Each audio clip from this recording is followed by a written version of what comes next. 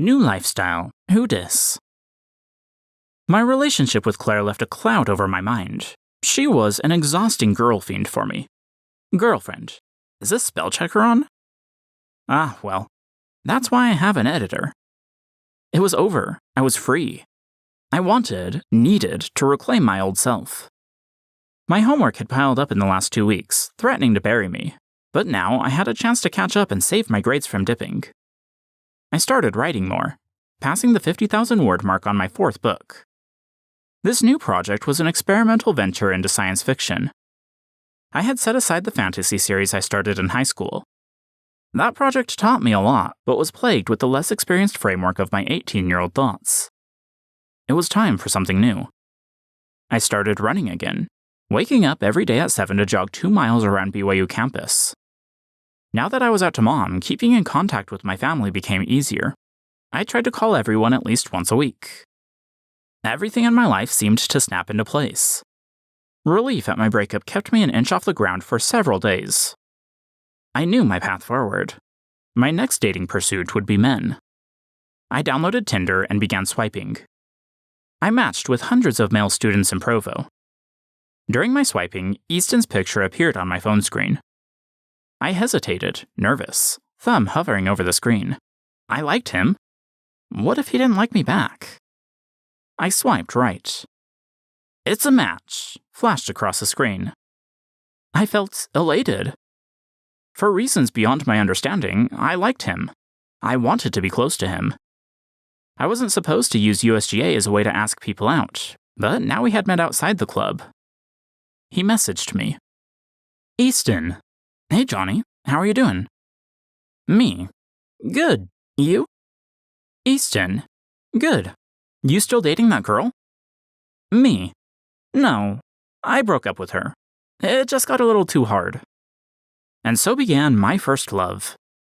We texted a ridiculous amount, enough to fill a book, like a constant flow of communication every waking hour. I loved it. I had only ever associated being gay with fear and depression, followed by suicidal thoughts. Those emotions defined my teenage years, but in Easton I had found something new.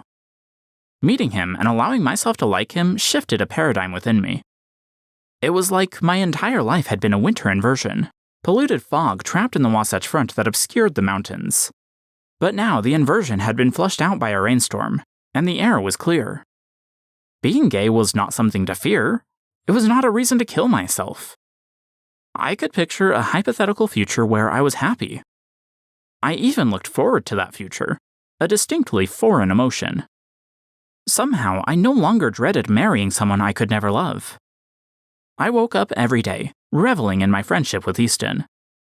I woke up to messages like, Easton. Hey Johnny, how's your morning going? I would stand around, Twitter-pated, then reply. I always replied. Me. Good. Just got out of class. Easton. How was your class? Me. I kinda fell asleep. Easton. Falling asleep in Book of Mormon? Isn't that a straight shot to hell? Winky face emoji. Easton. Just kidding. I doze off in a lot of classes, including my Pioneers class. Haha. Me. I guess there's no hope for you either. Easton. Hey, so have you already got plans for this Friday night? Me. Nope, it's open. Smiley face emoji. Easton. Perfect. Well then, wanna go on a date with me? Grinning face emoji. With our Friday date secured, we went to USGA together that Thursday. I walked into the Provo library with Easton in tow. USGA met that week in a second-story conference room. We arrived 10 minutes early. I entered. Something felt different. The faces of people seemed hostile. Several groups congregated around the room in heated conversations. Most of the hushed whispers seemed to be about the church. Surprise and discomfort swept through me. I hadn't thought the people at USGA were like that. Bitter people who left the church and couldn't just leave it alone. I would never be that way. Easton sat beside me in the 3rd row from the back, his leg pressing against mine. He wore a white jacket and designer shoes. He was more fashion conscious than me. The meeting began. Easton, sitting cross-legged, began reading an article on his phone. His brow furrowed as he read. He nudged me and handed it over. I accepted it and read, LDS Church changes policy regarding gay couples and their children. The article was long.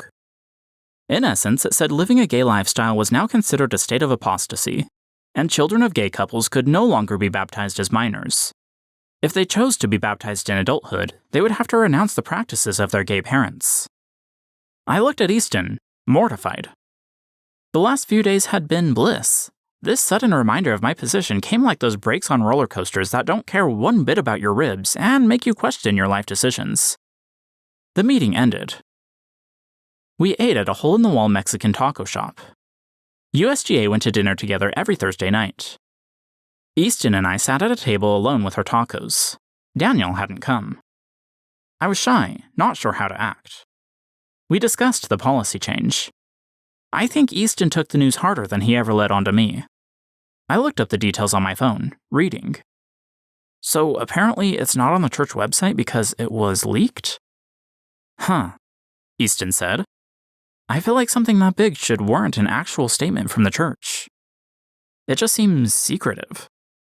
I wonder how the church will respond. I'm curious too, Easton said. We continued eating. I racked my mind for conversation topics. I'm excited for tomorrow, I said after a while. Easton looked up from his corn tacos. He smiled, despite the knowledge of the policy change hanging over him. Have you ever been on a date with a guy before? I laughed, feeling uncomfortable. No. Have you?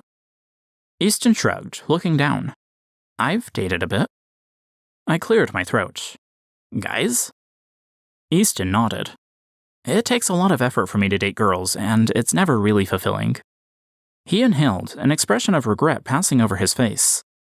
I did some not-so-great stuff before my mission, but I've stuck to the honor code since getting home, just kissing and stuff. I looked down at my food, feeling an odd mixture of interest and regret.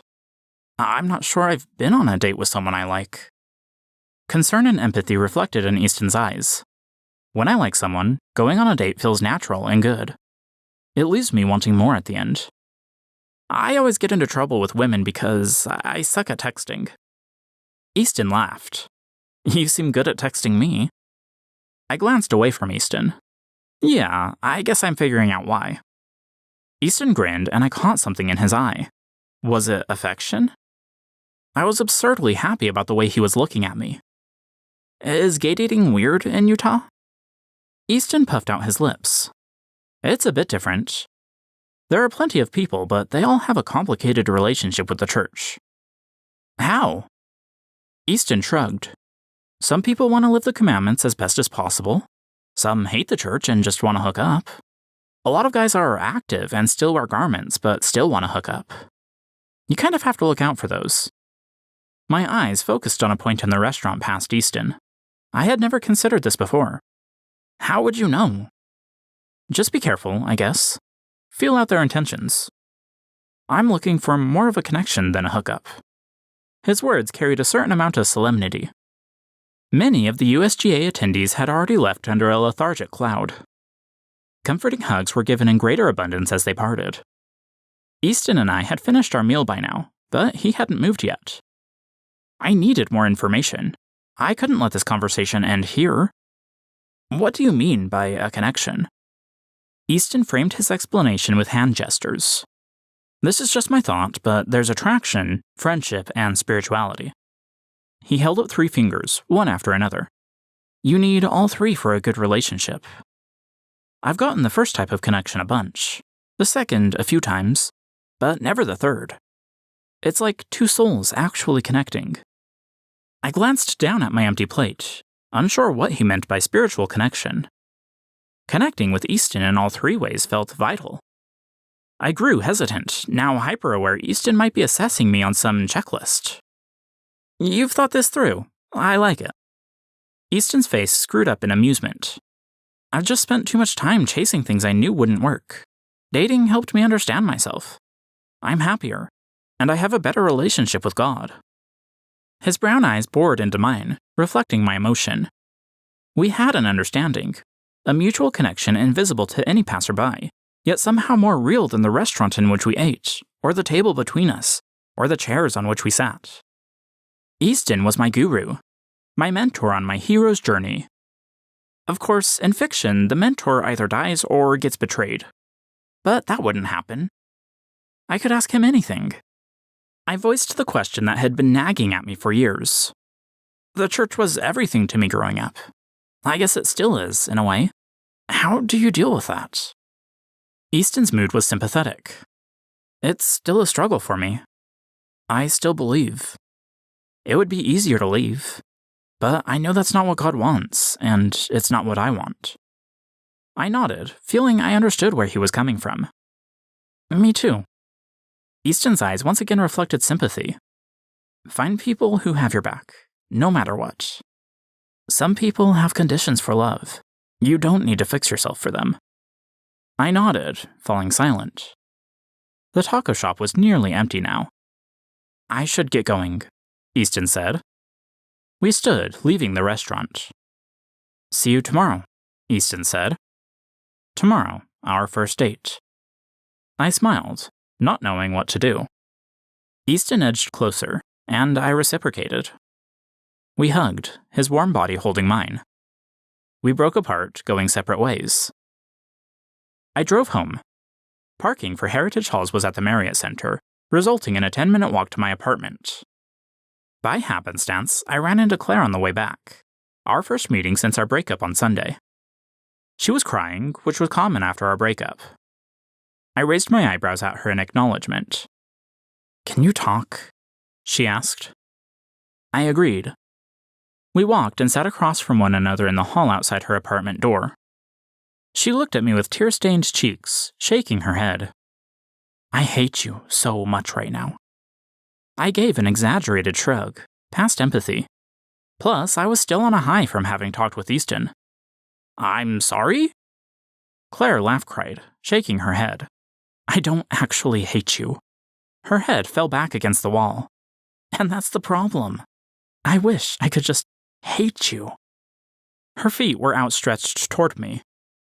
I could have stroked the bottom of her foot with my big toe. I didn't, satisfied with the distance between us. I received a text. Easton, it was really nice to sit with you at the taco place and talk. Haha.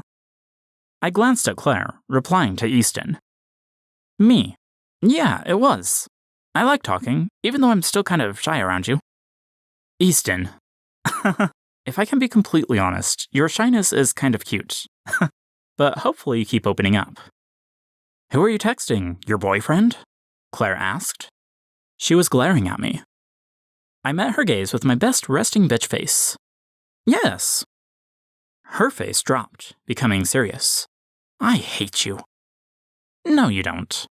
I put my phone away nonetheless because texting Easton around her seemed a little indelicate. Claire sighed. I just don't know what to do. We sat in silence. Claire's foot reached out to touch mine. The connection perplexed me. It was soft and reserved, but still intrusive because we were no longer a couple. Even so, the softness was a new side to her that might have garnered my affection. A strange mix of loss and relief filled me. This could have been my future. Yet my brief moments with Easton made me realize I never wanted this future. I stood to leave, looking down on Claire with pity. She was in love with me, and I could never return that emotion. I walked away, receiving another text from Easton. Easton, please say something. I'm nervous. Haha. I cursed myself, rereading the previous text. Easton had opened up to me in a text, and like a total friggin' idiot, I had left him hanging. Me. Sorry, I was in a conversation that I would have felt really bad texting during. Easton. Oh good. I was kind of having a bit of a panic attack wondering what you were thinking. Haha. Me. Sorry about that. I think you're pretty cool though, and I like talking to you. Easton. I like talking to you too, obviously. Haha. Me. Oh good. Haha.